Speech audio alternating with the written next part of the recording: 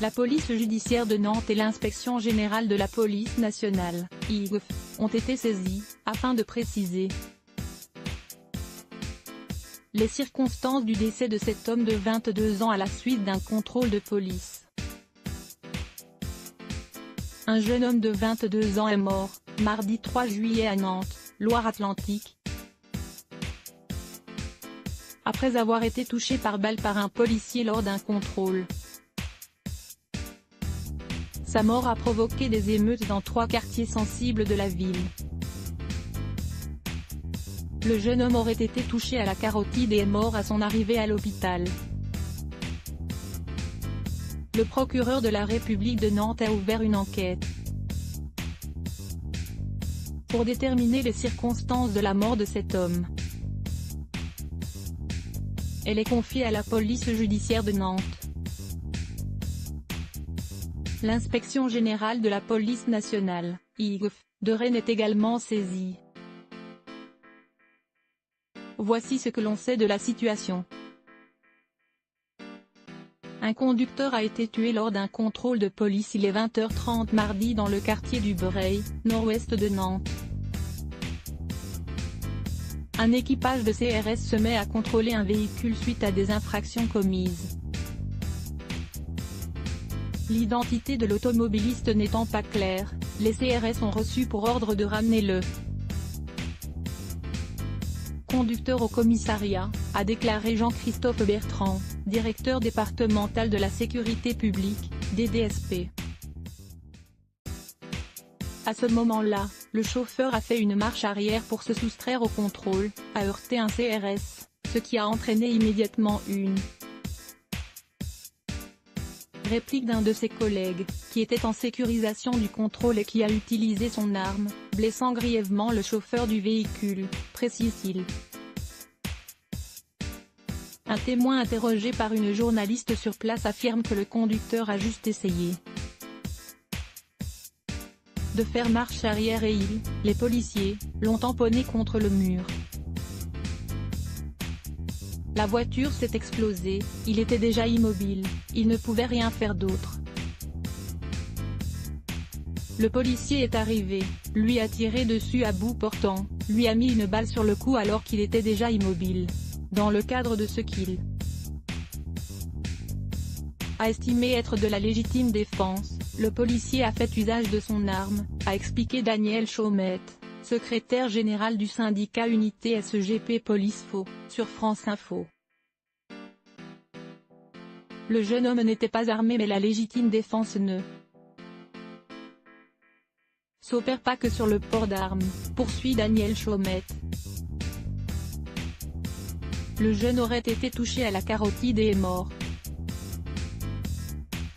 vers 23h, à son arrivée au CHU de Nantes.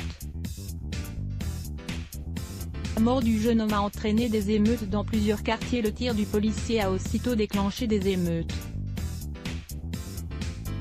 dans le quartier du Breil, avec des prises à partie, des jets de cocktails Molotov, a repris Jean-Christophe Bertrand. Des voitures ont été incendiées, ainsi qu'un centre paramédical situé dans un centre commercial. Les pompiers ont dû intervenir pour éteindre des feux de poubelle. La mort du jeune homme a été le point de départ d'autres violences urbaines sur d'autres quartiers sensibles de Nantes, à Malakoff et Audervallières, a précisé Jean-Christophe Bertrand. Un habitant du quartier du Breil a déclaré avoir entendu des détonations. J'ai mis une demi-heure à descendre. Je voyais que ça brûlait de partout, ça courait de partout. Il y avait le feu à des poubelles, à des voitures. Ils étaient en train de tout casser. Ça a duré super longtemps. Selon France Bleu Loire-Océan, certains habitants ont affirmé qu'ils voulaient se venger, se faire des flics, et que ça va péter pendant des jours et des semaines. D'autres habitants se sont dit révoltés par la mort du jeune homme. On n'a pas le droit de tuer un gosse, vous pensez à ça? Famille, moi aussi j'ai un fils, a expliqué un père de famille. Certains dénoncent des contrôles policiers incessants, au faciès, faits pour humilier dans le quartier.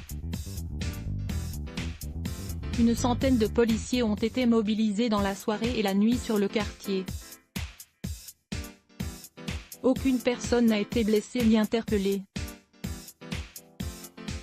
Le SRPJ de Nantes et l'Inspection générale de la police nationale sont saisis de l'enquête afin de préciser la commission des faits et déterminer dans quelles circonstances le policier a été amené à faire usage de son arme, a précisé le procureur de la République de Nantes, Pierre Séné.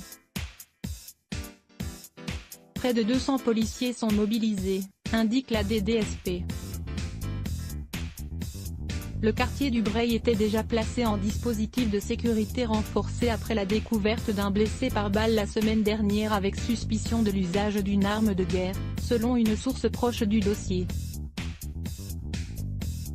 Les autorités appellent au calme. Johanna Roland, maire PS de Nantes, est arrivée peu avant 2h30 du matin au Dervalières. Mes premières pensées vont à ce jeune homme mort, à sa famille, à tous les habitants de ce quartier, de nos quartiers, a-t-elle déclaré. La police et la justice dans son indépendance devront faire la clarté et la plus totale des transparences sur ce qui s'est passé ce soir, mais l'urgence ce soir, c'est l'appel au calme dans nos quartiers, a-t-elle répété. Je sais pouvoir compter notamment sur l'ensemble des associations qui sont mobilisées sur ces quartiers, sur leurs bénévoles, sur les pères, les mères et les seniors de ce quartier pour que chacun, à son niveau, contribue à cet appel au calme, car c'est vraiment l'urgence. Le calme est revenu dans les 3 quartiers de Nantes touchés par ces violences dans le courant de la nuit de mardi à mercredi. Évidemment, j'appelle absolument au calme puisque l'état de droit sera pleinement respecté, a déclaré la ministre de la Justice Nicole Belloubet sur RTL. Pour que toute la lumière soit faite dans la plus totale transparence sur la mort de ce jeune homme de 22 ans.